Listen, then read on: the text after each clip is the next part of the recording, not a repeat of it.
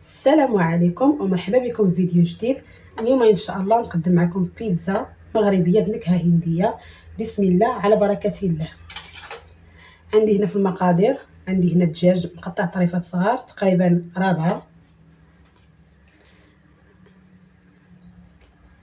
كندير عليها معلقه كبيره ديال دارون السوس،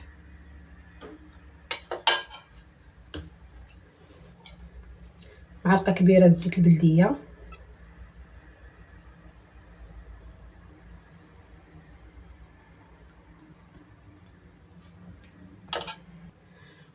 واحد درس ديال الثوم محكوكه،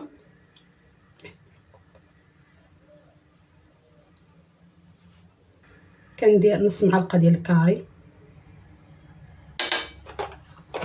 4 معالق ديال الخرقوم، نص معلقه ديال التحميره، 4 معالق صغار ديال الكمون، 4 معالق سكينجبير، شويه ديال الابزار، رشه صغيره ديال القرفه،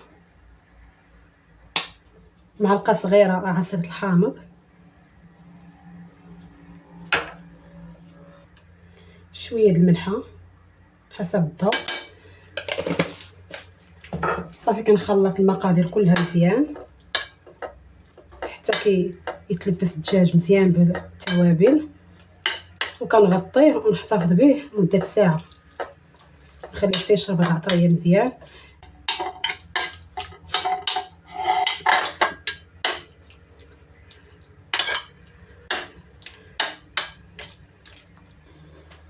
بالنسبه للعجينه، عندي هنا 250 غرام ديال الفورص و50 غرام ديال الفينو، كندير عليهم معلقه صغيره ديال السكر سنيده، نص معلقه ديال الملحه، معلقه صغيره ديال الخميره،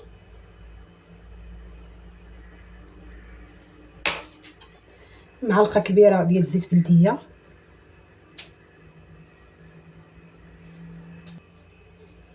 كنخلطوا الكل، كنعجنوها بماء دافي. بسم الله.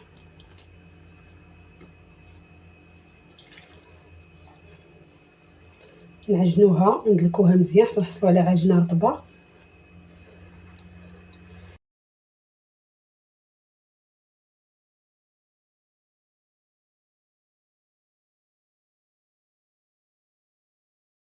صافي بعد ما عجنت العجينه مزيان، دهنتها بشويه زيت البلديه ودرتها في هذا الاناء، ونخليوها حتى تخمر تقريبا مده ساعه وحتى تخمر مزيان، ونتلاقاو ان شاء الله. هنا بعد ما ارتاح ليا الخليط، هنا كندير مقله كنسخنها مزيان، كندير فيها الدجاج ديالنا،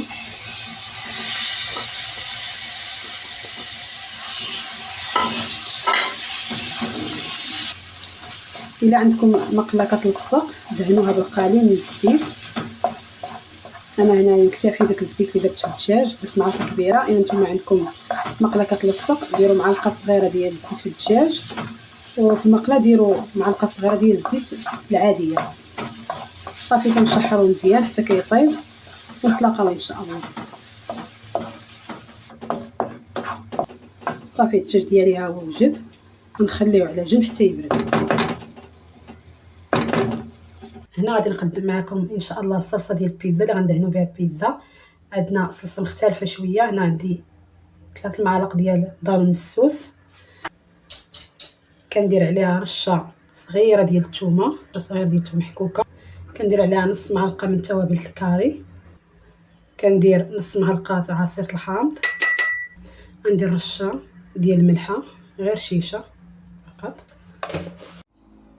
هنا بغيت نقول لكم اللي مكيبغيش الطعم ديال التوابل كثيره ممكن تنقصوا التوابل، وكذلك ممكن تكتفيوا غير ب4 معالق ديال الكاري هنا في الصلصه، وكذلك حتى في الدجاج، كيف ما ممكن تعوضوا هذه الصلصه بصلصه الطماطم. صافي كنخلط الصلصه ديالي، وهي الصلصه ديالتي بعد ما وجدات كتجي على هذا الشكل هذا. هنا بعد ما العجينه ديالتي خمرات، حضرت منها كويره، رشيتها شويه بالفينو، خليتها حتى ارتاحت شويه، ودابا ان شاء الله نقرصوها بشويه دقيق الفينو.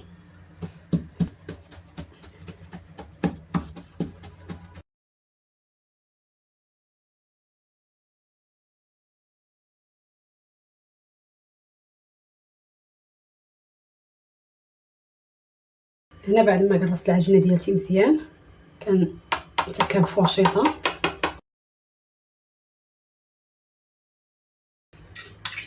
كندهن العجينه بالصلصه اللي حضرنا.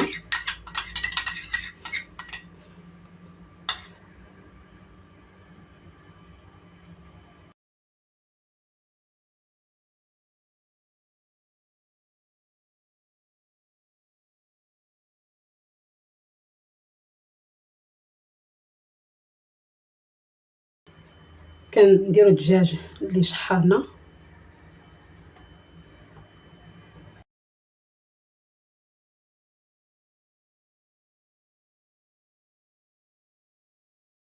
هنا بعد ما ستفت الدجاج ديالي كندير الفلفله حمراء مقطعه طريفات صغار بلا ما نشحرها.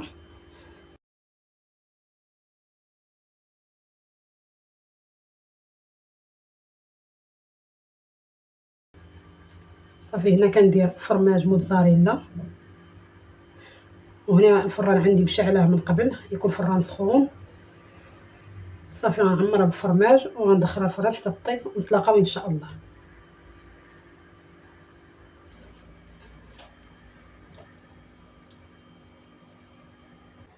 وها هي البيتزا ديالتي بعد ما وجدات كتجي على هذا الشكل هذا.